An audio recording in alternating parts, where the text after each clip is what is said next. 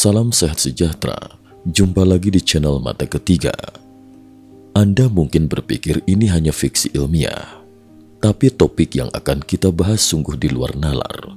Bahkan bisa dibilang skandal paling mencengangkan sepanjang tahun. Bayangkan jika Anda mendadak memiliki uang jutaan dolar AS. Apa rencana Anda? Beli rumah mewah, mobil sport impian, atau berkeliling dunia?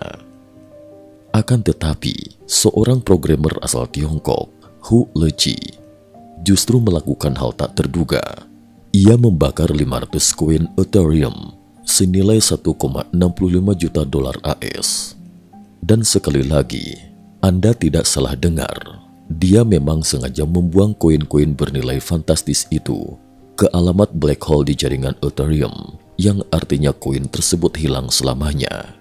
Pertanyaan pun menyeruak. Apakah dia telah kehilangan akal atau ada alasan mendalam di balik aksinya? Ternyata, dia menyebut bahwa aksinya adalah upaya peringatan kepada dunia tentang senjata pengendali otak, teknologi yang menurutnya kian marak disalahgunakan di Tiongkok, terutama oleh rezim Partai Komunis Tiongkok PKT dan kalangan korporasi.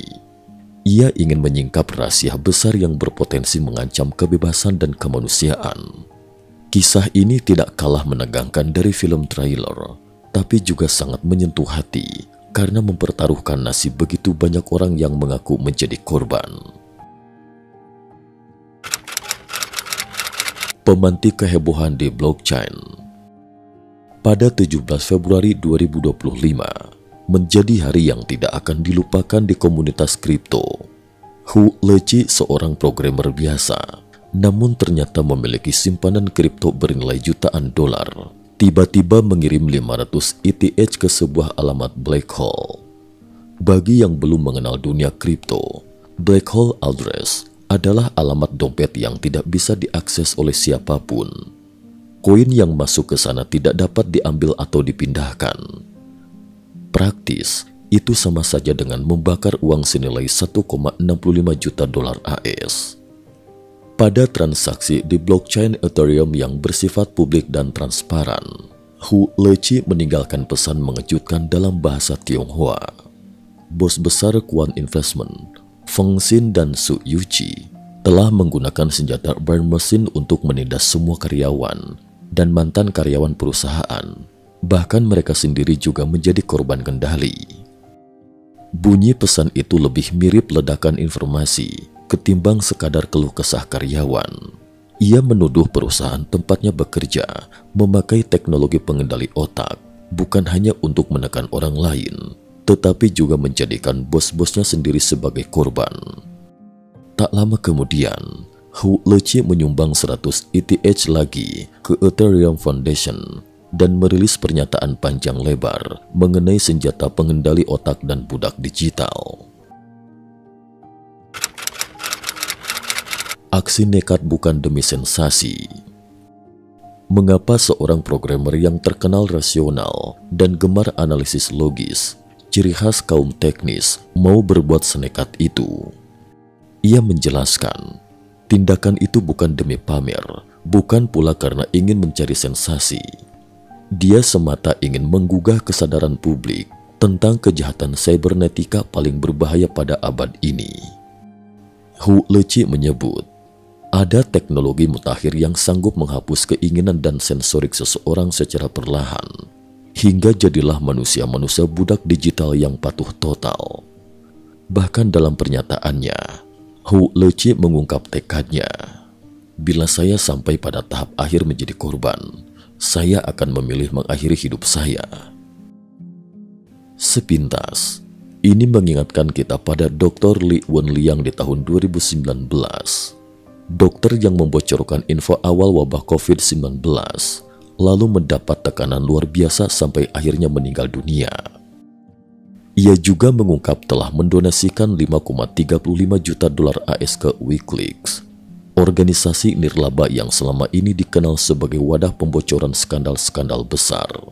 Tujuannya jelas, agar Wikileaks membawakan cerita mengerikan tentang chip otak, pengendalian mental, dan kejahatan di baliknya ke panggung internasional.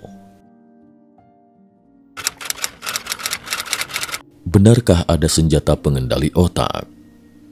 Tentu, banyak yang skeptis. Bagaimana mungkin teknologi pengendali otak benar-benar ada di dunia nyata? Bukankah itu hanya ada di film-film sci-fi? Sebelum menilai Hu Leci gila, mari tengok sejenak perkembangan teknologi antarmuka otak mesin di Amerika Serikat. Contoh, Neuralink oleh Elon Musk. Siapa tidak kenal Elon Musk, bos Tesla, SpaceX, juga pendiri Neuralink, perusahaan yang berambisi menghubungkan otak manusia dengan komputer melalui chip kecil yang ditanam di otak. Neuralink telah mendapat izin FDA untuk uji klinis pada manusia di tahun 2023. Tujuan mulianya membantu pasien lumpuh agar bisa menggerakkan kursi roda, mengetik di komputer hanya lewat gelombang otak, atau bahkan menyembuhkan Alzheimer. Teknologi ini begitu revolusioner, mirip adegan film, namun kini menjadi kenyataan. Jika di satu sisi teknologi itu bisa dipakai untuk tujuan kemanusiaan, bayangkan apa jadinya jika jatuh ke tangan rezim otoriter yang sangat terobsesi dengan kontrol total. Itulah alarm yang dibunyikan Hu Leci. Mungkin Anda masih bertanya-tanya, apakah tuduhan Hu Leci cuma omong kosong? Mari kita bedah dokumen dan jejak digital yang ada di Tiongkok. Tahun 2001, Tiongkok resmi bergabung dalam Human Brain Project, Rumah Sakit 301 Militer, Universitas Talian, Universitas Zhejiang, dan Akademi Ilmu Pengetahuan Tiongkok turut serta. Mereka meneliti berbagai aspek fungsi otak, termasuk bagaimana otak menerima dan merespons sinyal eksternal. Tahun 2012, sebuah makalah dari Institut Penelitian Radiologi dan Kedokteran Radiasi di Akademi Ilmu Kedokteran Militer mengulas senjata kontrol kesadaran.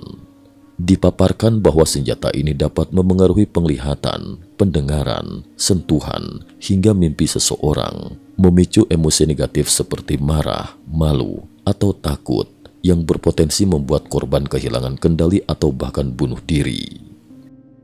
2017, Harian Tentara Pembebasan Rakyat menulis bahwa menguasai otak lawan akan menjadi kunci kemenangan perang masa depan, menang tanpa perlu berperang fisik.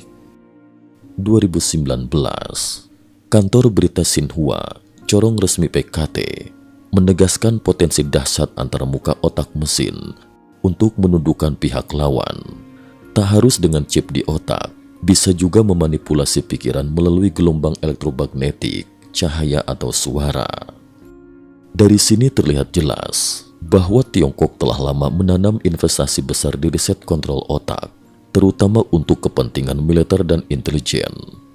Artinya, klaim terlalu mengada-ngada dari Hu Leci tidak sepenuhnya muncul di ruang hampa.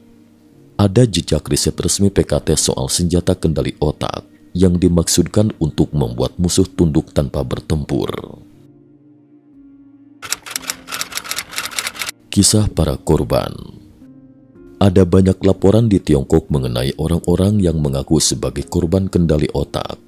Mereka merasakan suara-suara aneh di kepala 24 jam sehari, mengancam, menghina, dan memaksa mereka melakukan hal-hal menyakiti diri sendiri. Perasaan sedih, takut, putus asa yang muncul begitu saja, seakan ada yang memompa emosi negatif langsung ke otak. Kesakitan fisik misterius, sensasi terbakar di kulit, nyeri menusuk, dada sesak, atau jantung berdegup kencang tanpa sebab medis yang jelas. Mimpi-mimpi buruk yang dirasa direkayasa, kehilangan konsentrasi secara mendadak, sulit berpikir jernih, hingga disorientasi ruang dan waktu. Biasanya, orang-orang di sekitar mereka tidak merasakan hal itu, sehingga korban dicap mengada-ada atau dianggap sakit jiwa.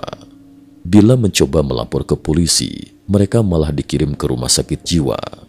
Lambat laun, penderitaan mereka semakin tertutup rapat, tak diketahui halayak luas, sekaligus sulit dibuktikan.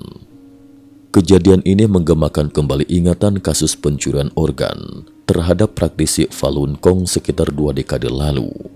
Di awal tersebarnya kabar, banyak yang tak percaya. Lama-kelamaan, Bukti kian menumpuk dan terkuak betapa masifnya kejahatan tersebut.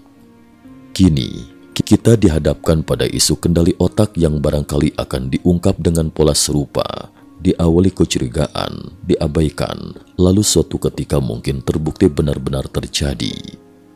Hu Leci menyebut Quant Investment hanya salah satu dari sekian perusahaan yang terlibat riset kendali otak. Bahkan kedua bosnya, Feng Xin dan Su Yuqi, turut dipaksa patuh.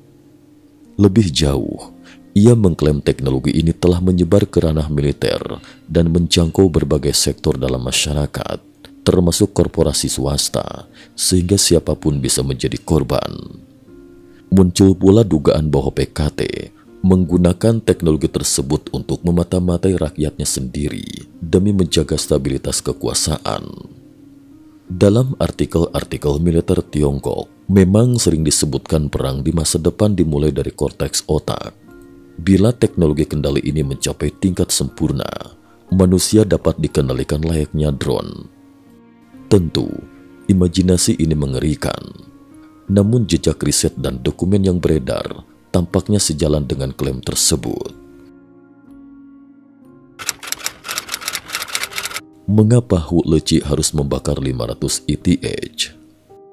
Barangkali Anda bertanya, mengapa tidak sekadar unggah video di media sosial atau wawancara ke media internasional? Kenapa memilih cara bakar uang? Jawabannya terletak pada kekuatan bukti di blockchain. Pesan atau data yang diunggah di blockchain bersifat immutable, tidak bisa dihapus, diedit, atau disensor. Apalagi, aksi gila membakar uang senilai 1,65 juta dolar AS seketika mengundang kehebohan. Media, pengguna kripto, dan komunitas internasional pasti menyorotinya. Di situ pula letak keunikan aksi ini. Sulit dibungkam pemerintah manapun karena catatan transaksi di Ethereum abadi dan transparan.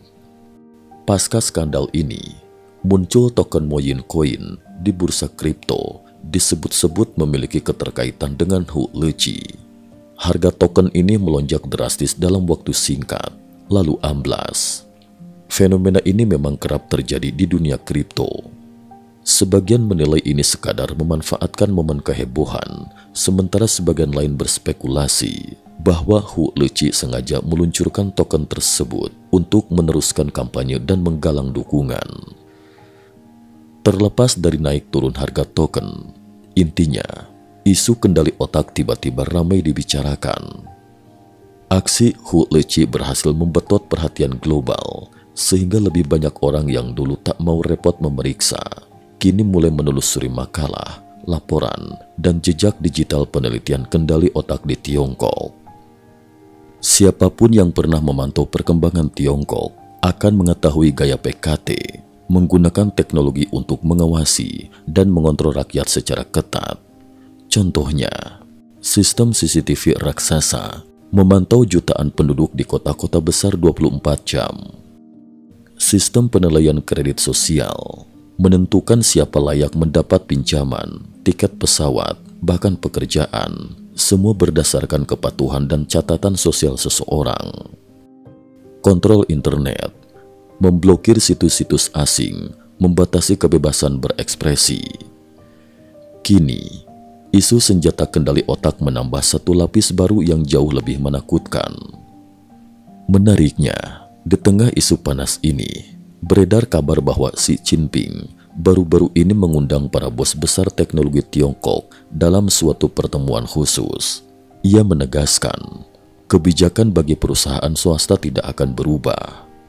Anehnya, nama Jack Ma, mantan bos Alibaba yang sempat menghilang dari publik, dikatakan hadir, namun lenyap dari laporan media resmi. Sekilas ini menimbulkan pertanyaan, apa sebenarnya rencana Xi Jinping? Apakah ini sekadar langkah menenangkan para pengusaha, atau justru sinyal bahwa pemerintah akan makin mengontrol pengembangan teknologi canggih? Mengingat reputasi PKT yang kerap menekan raksasa teknologi jika dianggap terlalu berpengaruh, tak tertutup kemungkinan Xi Jinping kini bersikap merangkul, namun tetap siap mencengkram. Dua wajah teknologi, Neuralink versus kendali otak versi PKT. Kisah ini ibarat menampilkan dua sisi mata uang. Neuralink, Elon Musk, bekerja untuk kemanusiaan, menyembuhkan kelumpuhan, mengatasi Alzheimer, dan menghubungkan otak manusia dengan AI demi meningkatkan kualitas hidup. Riset kendali otak di Tiongkok, menurut Hu Leci, telah disalahgunakan untuk menindas rakyat sendiri, meniadakan kebebasan, bahkan dijadikan senjata untuk menguasai musuh. Kalau teknologi kendali otak ini mencapai puncak kematangannya, dunia bisa berubah drastis. Bayangkan sepasukan tentara pembebasan rakyat yang diprogram menjadi mesin pembunuh tanpa rasa kemanusiaan, atau ratusan juta warga Tiongkok yang rela menyerahkan apa saja demi partai. Lebih buruk lagi, aparatur intelijen asing, pemimpin negara lain, atau pejabat-pejabat dunia pun bisa dibajak untuk membocorkan rahasia besar negaranya sendiri. Akankah kita menuju dunia distopia? Pertanyaan ini tentu menghantui setiap orang yang peduli hak asasi manusia. Tiongkok selama ini kerap menegaskan diri sebagai kekuatan teknologi baru. Sisi baiknya, inovasi terus tumbuh pesat, namun sisi gelapnya, pemanfaatan teknologi untuk kontrol sosial sudah melewati batas. Teknologi pada hakikatnya netral, namun di tengah rezim yang mengutamakan kepentingan partai di atas hak individu, teknologi dapat berubah menjadi ancaman besar. Seperti kata pepatah, power tends to corrupt and absolute power corrupts absolutely. Bayangkan jika kendali otak digabung dengan AI canggih, akan semakin sulit dibedakan mana pikiran asli kita, mana bisikan yang dipicu sinyal gelombang tertentu. Terlepas dari benar tidaknya semua tuduhan, aksi spektakuler Hu Leci membakar 500 ETH telah menyadarkan kita bahwa isu kendali otak patut ditelusuri. Sekilas, ceritanya mirip plot film trailer konspirasi. Perusahaan swasta, tentara, chip otak, ancaman, bahkan bos perusahaan yang ikut jadi korban. Namun, bukti pengembangan senjata kendali otak di Tiongkok memang ada dalam makalah-makalah ilmiah, artikel media militer, dan sumber-sumber resmi. Begitu pula pengalaman segelintir orang yang mengaku diteror lewat suara-suara dan rasa sakit yang tak bisa dijelaskan. Mereka bukan cuma satu dua, melainkan banyak dan dari berbagai wilayah Tiongkok. Di ambang era kendali otak, kita memasuki era teknologi ultra cepat, di mana sains tak lagi sekadar menciptakan mesin yang membantu manusia, tetapi juga kemungkinan mengutak-atik pikiran dan memori kita. Suatu langkah maju yang luar biasa, namun juga sangat berbahaya jika disalahgunakan. Bagi individu, ancaman terbesar adalah hilangnya kebebasan berpikir. Bagi masyarakat, ini bisa menjadi alat penindasan baru yang tak terbayangkan sebelumnya. Bagi dunia internasional, jika rezim otoriter sukses mengaplikasikan kendali otak secara luas, stabilitas global bisa terguncang. Kisah Hu Leci, Quant Investment, dan teknologi kendali otak membuka mata kita bahwa masa depan bukan cuma soal mobil terbang atau liburan ke Mars. Ada bahaya tak kasat mata, pengendalian pikiran manusia yang mungkin sedang dikembangkan diam-diam oleh berbagai pihak. Benar atau tidaknya detail tuduhan Hu Leci, setidaknya kita patut waspada. Sejarah membuktikan, banyak hal yang dulu dianggap mustahil atau terlalu mengada-ada, ternyata kemudian terbukti nyata. Jangan sampai kita baru menyesal ketika dunia terlanjur berubah menjadi penjara tak tampak yang mencengkram kesadaran kita. Jika kita abai, bisa jadi saat itu tiba-tiba kita pun sudah kehilangan kebebasan berpikir dan tidak pernah menyadarinya sama sekali. Akhir kata, mari kita simak baik-baik peringatan ini. Mungkin Hu Leci telah mengambil risiko besar demi membeberkan sesuatu yang ia yakini sebagai kebenaran. Ia memilih membuat ledakan di blockchain, tempat informasi tak dapat dihapus, berharap komunitas global akan bergerak. Jika benar senjata kendali otak ini sedang dikembangkan untuk tujuan jahat, kita berada di ambang salah satu fase paling suram dalam sejarah peradaban manusia. Semoga saja apa yang dikhawatirkan Hu Leci tidak sampai menjadi kenyataan. Namun, satu hal jelas, begitu banyak teknologi canggih yang dulu hanya fiksi, kini sudah di depan mata. Pilihan ada di tangan manusia. Apakah kita akan menggunakannya untuk memajukan kemanusiaan atau malah mengubah bumi menjadi dunia distopia yang mencekam? Kita tunggu perkembangan selanjutnya, dan semoga ketika kebenaran itu akhirnya terungkap, dunia masih punya cukup akal sehat untuk menyelamatkan diri. Cukup sekian dulu. Terima kasih atas perhatiannya.